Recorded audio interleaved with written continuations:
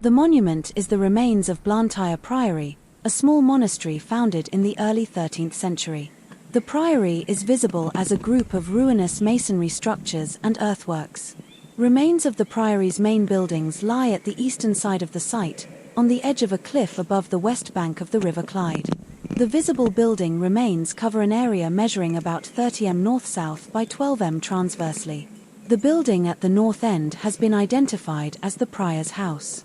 To the south lies a small courtyard and remains of at least 3 other stone buildings. A larger courtyard or garth is located on higher ground to the west of the buildings. Parts of a boundary wall of roughly hewn sandstone blocks are visible enclosing the site to the north, west, and south. A ditch without a bank lies beyond the west boundary wall, extending for approximately 27 m. The monument overlooks the River Clyde and stands about 20 m above sea level.